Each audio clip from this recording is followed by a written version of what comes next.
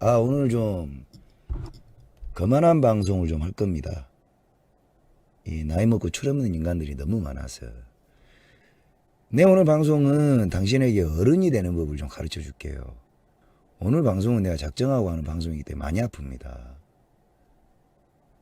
내가 작정하고 사람을 까면 욕 같은 거는 필요도 없어요.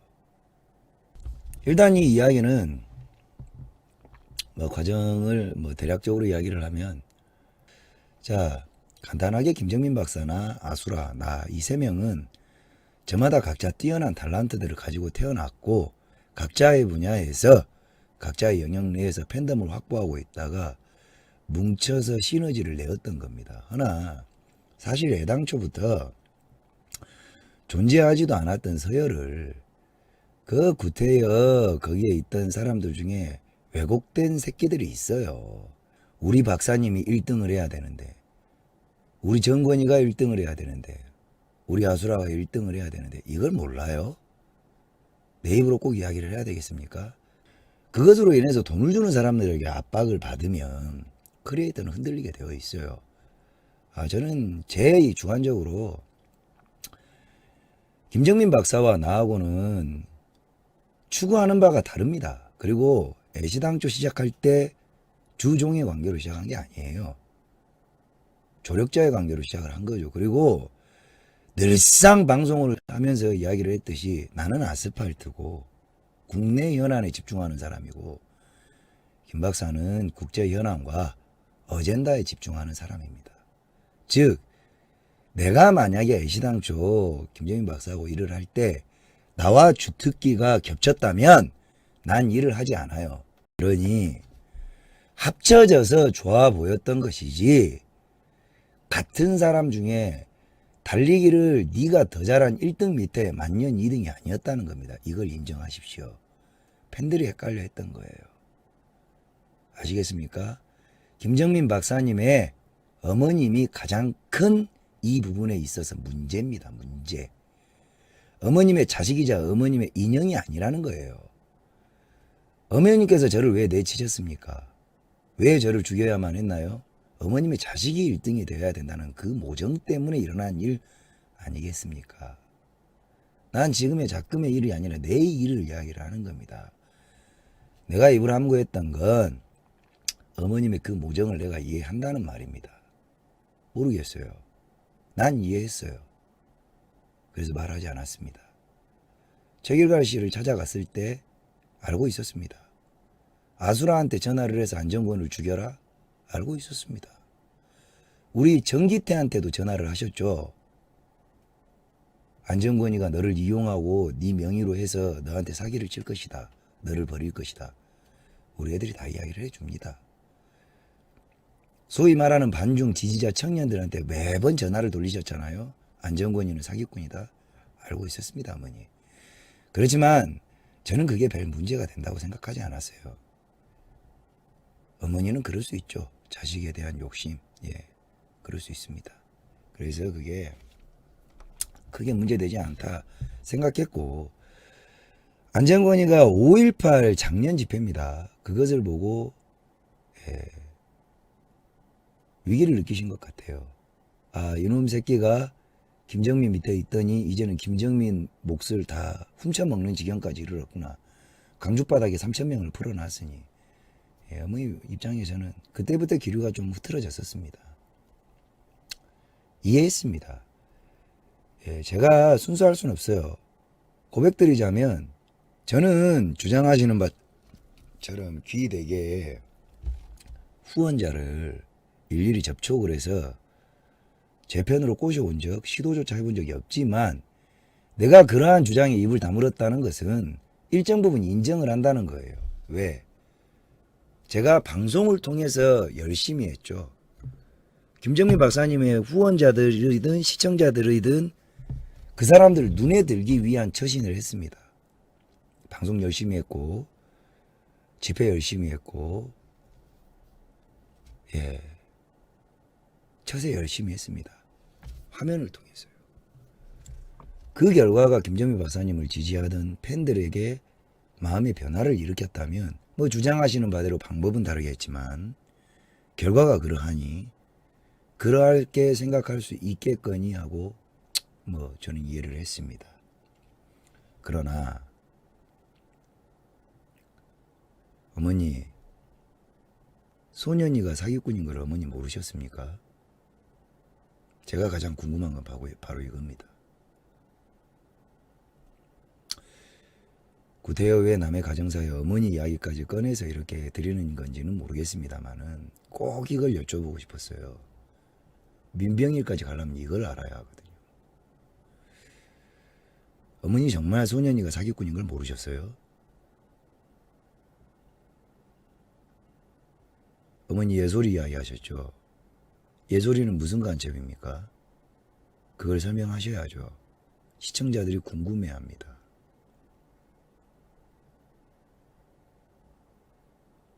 그래요. 그 조직에 내에 있는 일을 뭘 하겠습니까? 다만 소년이가 정말 사기꾼인 걸 모르셨습니까? 난 이 부분에 있어서 정말 아직도 궁금합니다. 왜 그래야만 했는지. 저는 어머니는 알고 있다고 생각해요. 김정민 박사는 몰라요. 어머니는 알고 계셨죠?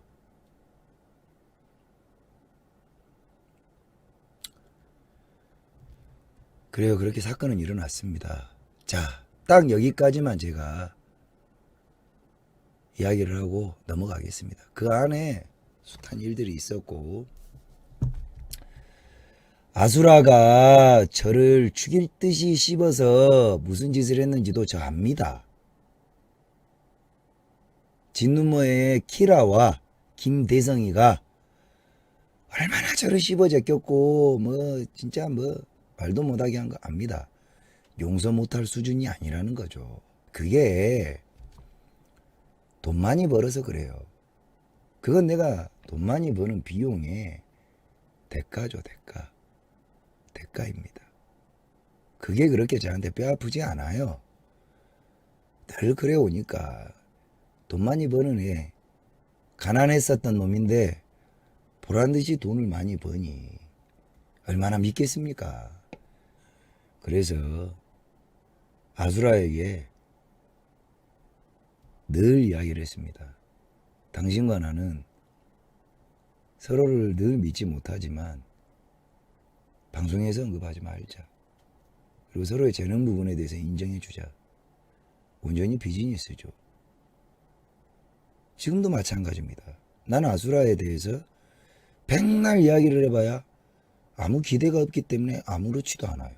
놀랍지도 않습니다. 그리고 내가 아수라를 만나가지고 뭘 이야기를 함에 있어서 전혀 부담되는 바가 없어요. 왜? 그런 쪽 처신에 대해서 내가 기대한 바가 없기 때문이죠. 다만 내가 김정민 박사님에 대해서는 기대한 바가 컸습니다. 어쩌면 어머니보다 더 컸을지도 몰라요. 이 방송을 김정민 박사님께서 보고 계시면 내가 했던 이 말을 기억하실지 모르겠습니다. 우리 김 박사님이 어머니하고 원룸에서 거주하시다가 그 마음 씀씀이가 고마웠습니다. 내가 오갈 곳이 없고 집도 없고 절도 없으니 나한테 방송을 할 공간을 겸사겸사 이렇게 해주기 위해서 사무실을 이사를 했어요. 내가 그걸 알죠. 그래서 안 대표 오갈 데 없고 잘 데 없으면은 내가 이제 방송 크게 할 거니까 미담이에요. 여기에서 거처해라. 그게 그 사무실이에요. 내가 딱 한 달 월세 70만 원 못 주고요. 그 뒷달부터 내가 법인 통장에 돈 들어오는 족족 100만 원, 그리고 그 김대성이 50만 원. 그 사무실을 얻을 때 내가 그 마음이 참 고맙습니다. 야, 그래도 이렇게까지 안 해도 되는데 나 쪽팔리지 말라고 이렇게 마음을 써주는구나. 그 마음이 고와서 내가 한마디 했던 소리가 바로 이거예요. 기억날 겁니다. 박사님, 내가 살아온 방식이 원체 없는 집구석에서 태어나서 내가 사람을 좀 압니다. 내가 좀 사람을 아는데 내가 이 일을 하기로 했고 시작을 했으니 나는 내가 밖에서 똥이라도 주워 갖고 오는 성격을 가진 새끼입니다. 난 무조건 성공을 해요. 근데 조건이 있습니다. 나는 이것을 일을 이루어내기 위해서는 기존에 일을 해왔던 사람들하고 방식이 다릅니다. 저는 모든 수단과 방법을 다 동원하고 필요에 따라 우리 박사님을 씹어야 할 때는 나는 씹습니다.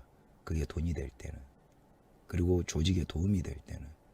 고로 나와 일을 하기 위해서는 이건 지금도 내 조직에 똑같이 이야기를 합니다. 나와 일을 하기 위해서는 절대적으로 나를 신뢰해야 된다. 그 보증은 나라는 새끼는 호불호가 정확하고 성향이 정확하기 때문에 난 내 편만 챙겨요. 즉, 내 편이 아닌 사람은 어떤 경우라도 공격을 합니다. 단, 내 편이면 절대 저는 공격하지 않아요. 이게 내 인생 철학입니다. 고로 내 편인데 내가 당신을 씹었다 그러면 우리 조직에 도움이 되는 것이라 이해하고 어떠한 경우에도 저를 신뢰하셔야 됩니다. 라고 조건을 걸었습니다. 제가 말하는 것에 단 한마디라도 거짓이 있다면 뭐 말씀을 하십시오. 없습니다. 이게 팩트예요. 우리 김예인 박사님 특징이 있습니다. 두 분 꼭 행복하세요. 내가 정말 바라던 건데 김 박사님 본인이 모르는 단점이 있어요. 이거 아마 팬분들도 느낄 겁니다. 내가 강기훈 대표한테 딱 한 번 조언한 적이 있는데 김예인 박사의 최대 단점이 하나 있는데 눈에서 멀어지면 마음에서 금방 멀어지는 사람이다. 즉 김예인 박사하고 뭔 일을 하려 그러면 옆에 있어라. 이 사람은 가족도 그렇고 뭣도 그런데 나보다 더 외로움을 많이 타는 스타일이다. 그래서 이 사람과 뭘 하려 그러면 이 사람은 눈 앞에 있으면 절대 흔들리질 않는데 눈에서 떨어지면 이 틈에 들어온 사람들을 대체를 시킨다. 이게 굉장히 크다. 우리 부인분 제 말에 100번 공감하실 겁니다. 내가 그랬어요. 우리 김재인 박사님 이거 아셔야 돼요. 앞으로 왜 주변이 자꾸 사람이 떠나가는가? 박사님 천성적으로 외로운 그 늑대의 기질이 있어요. 이상하게 좋아하는 사람이 옆에 있으면 한없이 좋습니다. 근데 떨어지면 대체자가 오면 이걸 금방 흔들려요. 나는 또 반대야. 나는 가까이에 있는 애들을 신뢰하지 않습니다. 반대예요. 나는 멀리에서 두고 보는 스타일입니다. 검증이 돼야 안에 들여놓고 아무리 내 지근거리에 있더라도 난 절대 나를 보여주지 않아요. 왜? 기본적으로 나는 사람은 못 믿을 동물이라고 보기 때문에. 참 서글프죠. 내가 강기훈 대표한테 딱 한 번 조언을 한 겁니다.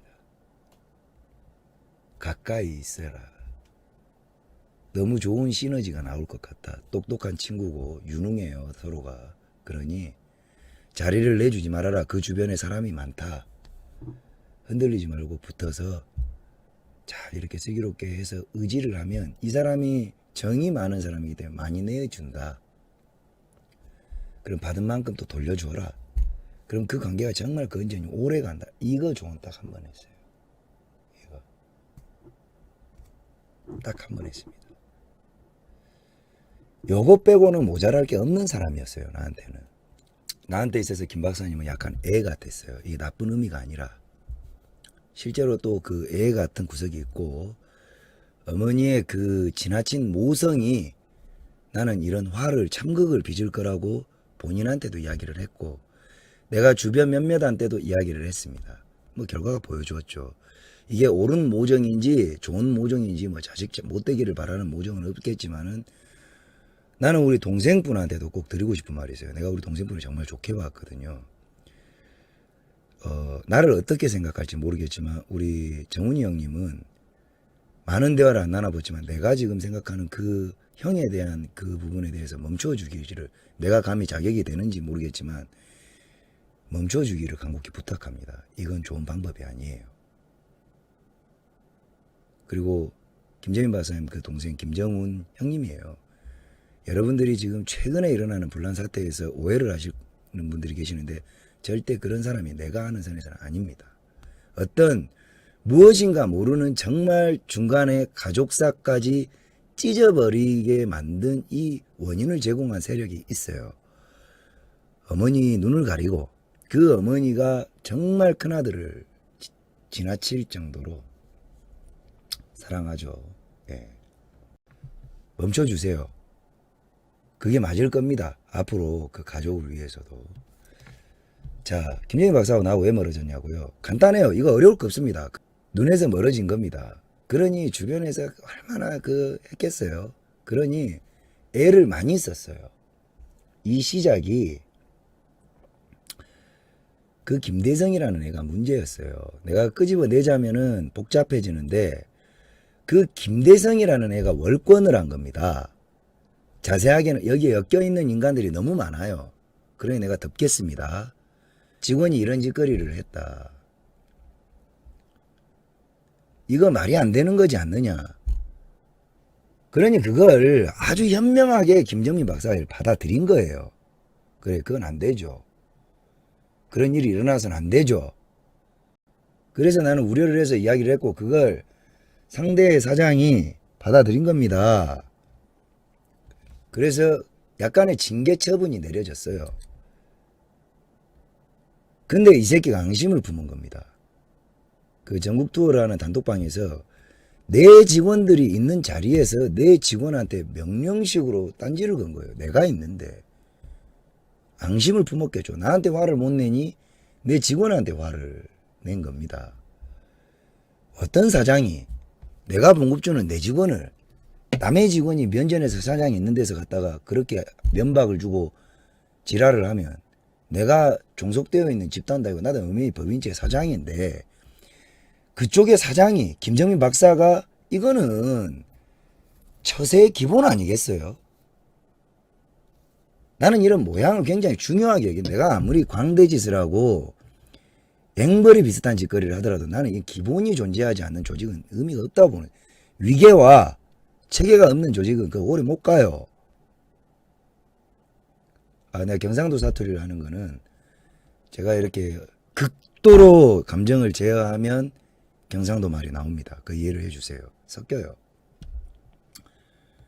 그래서 절차를 그렇게 하길래 내가 이거는 내가 자시할 수 없다 해서 내 직원들을 다 나와 해서 다 빼버립니다. 여기에 김정민 박사님 굉장히 곤란했어요. 사실 그게 내가 작년 4월경에 김정민 박사 사무실을 나와서 창고에서 방송을 하던 그 시기입니다. 자, 한 달이 걸렸습니다. 요 시기에 김정민 박사가 처세를 진짜 열심히 했어요. 내가 새벽에 방송이 끝나는데도 찾아와가지고 혹시라도 틀어질까봐. 근데 그 시기에 소년이 나타난 겁니다. 그게 나로 대체가 되었죠. 뭐 그 이유는 여러분들이 알 거고 요 중간에 소년이라는 놈이 나타나니까 내가 빠져주기를 바랬던 그 김대성 포함 모 세력이 유도를 한 거예요. 나를 뒤통수 프레임으로 유도를 한 겁니다. 물론 이건 각자의 입장이 있을 수 있습니다. 나는 이렇게 보고 있지만 당사자들은 그게 아니다 이렇게 할 수 있겠지만 내가 느끼는 정황상 그래요. 김 박사님 주변에 소년이라는 대체자가 나타났고 내가 아무것도 안 했는데 내가 이 가로세로와 김정민 박사의 이슈에 내가 2번을 전화를 해요. 박사님 그 소년이가 괜찮습니까? 그 사기꾼 새끼인데 그거 안 됩니다. 아이 나 안다니까. 2번 통화를 할 때 아무 문제가 없었어요. 3번째 통화가 안 됐습니다. 자, 이 첫 번째 둘이 통화를 하고 있는 이 시기부터 이미 김정민 박사 카페에서는 아시나를 동원해서 안정권이는 뒤통수를 칠 거다가 나와요. 이미 이거 김정민 박사 본인도 모를 겁니다. 이미 나온다니까. 즉 전쟁은 소년이를 앞세워 가로세로하고 하고 있는데 정작 안정권이 뒤통수를 쳐서 김정민 펜을 빼들어 먹고 배신을 한다. 이 프레임은 그 전에 시작이 됐던 거예요. 이 뭐겠어요? 앞으로는 가로세로와 전쟁을 하지만 이 전쟁판에 편갈르기를 해가지고 줄서 어차피 내 성격상 감사합니다. 감사합니다. 슈퍼챗 감사합니다. 내 성격상 내가 그렇게 처신을 안 할 거라는 걸 아는 애들이에요. 자, 내가 이 이야기를 왜 하냐. 내가 그 상황에도 알고 있었다는 이야기야. 내가 그 기류를 알기 때문에 변희재를 찾아간 겁니다. 변희재 엊그저께도 카페 글 썼습니다. 내가 변희재를 만나가지고 80% 변희재 네 이야기 좀 해봐라. 80%가 뭐였냐. 김정민 박사하고 좀 잘 좀 해가지고 좀 이 이야기밖에 안 해요. 내가 이범 총장님 이야기 좀 해주십시오. 그때부터 5.18이 개떡상을 하니까 여기저기에서 정치를 하라고 나한테 제의를 해요. 내가 그럽니다. 총장님, 나는 정치 지향적이지가 않기 때문에 내한테 올 지분이라 하면 우리 쪽에 선수가 김정민 박사가 있습니다. 내한테 줄 몫이라면 이 사람을 좀 시켜주세요. 이 사람이 정치를 해야 내가 더 잘 됩니다. 내가 그렇게 이야기를 하던 사람이에요. 내가 이걸 자랑을 하려고 하는 게 아닙니다. 그 과정에 서로 다시 뭐 수적천석이라는 반중 집회를 통해서 다시 임시적으로 봉합이 되는 과정, 그 과정 뭐 이거는 생략할게요. 이거는 거의 김정민 박사가 이야기하는 것이 맞기 때문에 내가 구태여 이야기하지 않겠습니다. 뭐 상처를 안고 있었다고 치죠. 자, 근데 그게 딱 끝나고 나자마자 이제 공격이 들어오기 시작을 하는데 거기에 내가 왜 민병일 당신을 갖다가 이제부터 이야기가 시작인데 개지랄을 했는가. 당신이 뭔가를 모르는데, 자, 당신은 지금 알리고, 지금 이 순간까지 알리고 싶어 하는 게 그거야. 김정민 박사가 당신한테 사주를 했고, 나를 씹어달라고 사주를 했고, 그렇기 때문에 당신은 충성스럽게 그거를 했을 뿐인데, 이제 와서 당신은 손절하냐 그러지.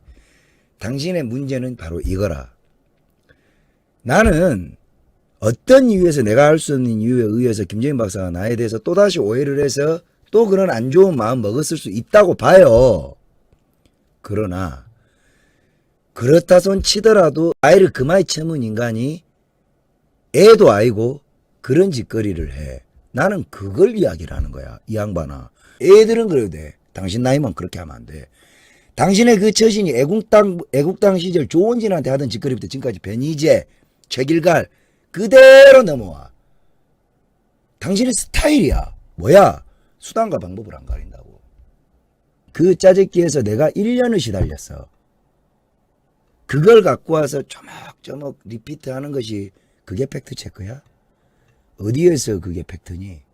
너가 씨부리면 팩트야? 내가 정말 내 가족과 내 모든 사람들이 그걸로 1년간 시달려서 정말 사람이 죽어나가는 상황이 나왔다고. 왜?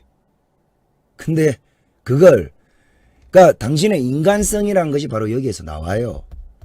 뭐야? 너가 정당하다고 지금 방송 켜서 씨부리는 게 나한테 얼마나 역겹고 비릿하냐면, 그럼 네가 그렇게 김정민을 내가 프로텍트하고 안정권하고 너랑 나랑 전쟁할 이유가 도대체 뭐냐? 왜? 영감. 내가 당신 자식을 죽였어. 내가 당신한테 돈을 뺏었냐? 뭘 뺏었니? 네가 나를 공격하고 죽여야 될 이유가 도대체 뭐냐? 내가 너한테 직접적인 피해를 준 것이 단 하나라도 있던가? 없어. 그럼 네가 명분하는 거 김정민을 지키기 위해서라는 거지. 보통 댁 나이 먹은 사람은 자신의 편을 조언으로 지키지 그런 인격 말살 애들이라는 짓으로 공격하지 않아. 아울러 더 소름 끼치는 건 그런 짓거리를 자랑스럽다고 지금까지 고집부리지 않아요. 즉 최종적인 쓰레기는 너야. 예전에 당신이 방송을 할 때 이거 애국당에서 유명한 사건이에요. 애국당 유튜버 시절에 방송 초기야. 당신 와이프가 아픈 사람이 환자라는 것을 이 바닥에 다 알고 있어요. 근데 술을 처먹고 새벽에 왕가 조원진이를 대통령을 만든다고 고래고래 소리를 지르고 기억나지? 그 방송 있다고. 소리를 지르고 뭐하고 난리를 치니까 그 몸 아픈 부인이 와가지고 여보 제발 그만하세요 라고 말했더니 온갖 말에 막 윽박에 난리치고 그 모습 본 사람 당신한테 정 다 떨어져 버렸어요. 당신 시청자가 없는 게 당신의 인간의 인간성의 본질을 본 사람들이 많아. 근데 더 소름 끼치는 건 이런 부분에 대해서 죄의식이 좆도 없다는 거야. 어떻게 하면 그렇게 살 수 있지? 애들 싸움이야. 막말로 당신 자식뻘들의 싸움이라고. 현명한 어른은 내가 적어도 내 주변에 있는 어른들은 다 그렇게 이야기를 해. 안 대표, 김정민 미워도 미워하지 마라. 그건 네 병난다. 내가 찌기고 싶을 때가 한두 번이 아니더라도 내가 그 말 듣다 보면 맞는 말이야. 어른들 말이. 왜 나만 당해야 됩니까? 가면 돌아온다 임마. 그 복수가 아니다. 안 대표, 그거 하지 마라. 내가 어른스러워지기에는 내 옆에 정말 어른들이 많기 때문에 그 양반들 말을 듣고 내가 참았던 거라. 내가 당신 같은 어른들이 내 주변에 있었다면 내가 누굴 죽였겠지. 누가 어른이냐? 어이! 누가 어른이냐? 당신은 틀린 존재야. 어떤 조직에 가도 당신 같은 사람들은 도움이 안 돼요. 부탁인데 이 바닥에서 좀 꺼져주면 안 됩니까? 나는 피해자잖아. 당신이 납득하는 피해자. 일단 당신 나한테 사과를 해야지. 그게 순서 아닌가? 당신은 사과를 안 해. 당신이 주장하는 바가 맞으려면 내가 이런 부당한 요청을 받아가지고 내가 니를 씹었다. 내가 근데 다소 이거를 하다 보니 내 의욕이 앞서서 내가 니한테 확인 안 된 사실까지도 동원을 해가지고 본의 아닌 피해를 끼쳤다. 그때 과했던 점은 안 대표, 내가 니한테 미안하다. 오해를 풀어다오. 이게 순서야. 이게 순서. 내 말 틀려? 그래 해야 듣는 사람들도 아 정말 안정권한테 미안한 거는 있구나 하고 듣는 거지. 이거는 이거대로 잘했고 이거는 이거대로 잘하고 당신은 항상 억울해. 왜 당신만 억울해? 그래 처세에 능한 영감탱이가 내한테 전화 한 통 없었고 당신 나하고 통화한 적 있어? 있냐고? 없잖아. 뭘 팩트체크를 했다는 거야? 네가 문재인 나오면 뭐가 달라? 네 주둥이로 나오면 다 팩트라. 니한테 확인했어? 내가 한진중공업 사인지부터 내가 공사보증서까지 다 보여줄 수가 있는데 내가 여기 있어요. 뭘 팩트체크를 했다는 거라? 문재인이랑 뭐가 달라? 그리고 분리하면 박근혜 대통령 왜 팔아? 나는 이번에 김정인 박사에 대한 캐캐먹은 감정을 다 털었어요. 잘 되길 바랍니다. 그리고 이제 반려자를 만났기 때문에 곁을 꼭 지켜주세요. 그러면 잘 될 사람입니다. 나는 이걸 믿어요. 재능이 많은 사람이죠. 케어가 필요해요. 그게 어머니였었죠. 이제 그 자리를 이제 배우자가 대체를 해주는 거죠. 이게 좋은 배우자냐 나쁜 배우자냐는 나도 한 번의 아픔이 있었던 사람으로서 그 살아봐야 하는 겁니다. 남이 왜 왈가왈부를 해요? 당사자들 간의 감정 싸움은 있을 수 있지만은 그 본인들이 다 살고 나서 좋은 마누라였다, 좋은 남편이었다 본인들이 평가를 하는 거지 왜 니들이 평가하려고 지랄병 뜹니까? 그까지 쓸데없는 오지랖이 어디 있어요? 그걸 왜 감나라 배나라 시부리 제끼냐 말이야. 아무 의미 없잖아. 당사자들이 좋다는데 보완이 된단 말이에요. 곁을 지켜준다라는 것은 심리적인 안정을 주기 때문에 더 잘 되지 못 될 리가 없어요. 정이 뭐 나쁠 것 같으면 본인들이 선택하는 거지. 나는 그렇습니다. 말할 게 없어요. 오늘 우리 왕자가하고 시둥이가 페미니즘 집회를 했습니다. 내가 오늘 집회에서 했던 일이 뭐였냐? 내가 나를 제어하는 일에 몰두했습니다. 끼고 싶고 나서고 싶고 참견하고 싶어 죽겠는 걸 나를 제어하는 것을 오늘 내가 온전히 했습니다. 왜 그런 거야?